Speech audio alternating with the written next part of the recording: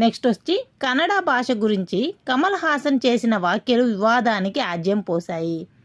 అసలు కన్నడ భాష గురించి కమల్ హాసన్ గారు చేసిన వ్యాఖ్యలు ఎందుకు వివాదానికి ఆజ్యం పోశాయి, ఏం చెప్పారు, ఏం వ్యాఖ్యలు చేశారు ఒకసారి చూద్దాం.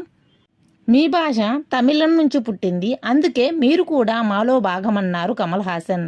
కమల్ హాసన్ మాటలపై కర్ణాటకలో దుమారం రేగింది. కర్ణాటక బీజేపీ చీఫ్ విజయేంద్ర యడ్యూరప్ప కమల్ హాసన్పై విమర్శలు చేశారు. మాతృభాషను ప్రేమించాలి కానీ మాతృభాషని అడ్డం పెట్టుకుని ఇలాంటివి చేయడం మంచి ప్రవర్తన కాదు. మరీ ముఖ్యంగా కళాకారులకు అన్ని భాషలపై గౌరవం ఉండాలి.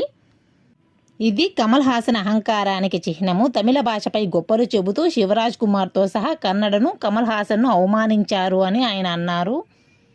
కమల్ హాసన్ కన్నడ సినిమాల్లో నటించారు. ఆ విషయాన్ని ఆయన మర్చిపోయారు. కన్నడ ప్రజల ఉదారత మర్చిపోయారు. ఇది కృతజ్ఞత లేని వ్యక్తిత్వం అని చెప్పుకొచ్చారు. కన్నడ గురించి కన్నడిగుల గురించి మాట్లాడితే మీ సినిమా బ్యాన్ అవుతుందని కర్ణాటక రక్షణ వేదిక చెందిన ప్రవీణ్ శెట్టి వార్నింగ్ ఇచ్చారు. ఏ భాష నుంచి ఏ భాష వచ్చిందో చెప్పేందుకు కమల్ హాసన్ చరిత్రకారుడేం కాదు అని అన్నారు. దక్షిణ భారతంలో సామరస్యాన్ని తీసుకురావాల్సిన కమల్ హాసన్ హిందూ మతం ప్రజల మనోభావాలనే గత కొన్నేళ్లుగా అవమానిస్తున్నారు.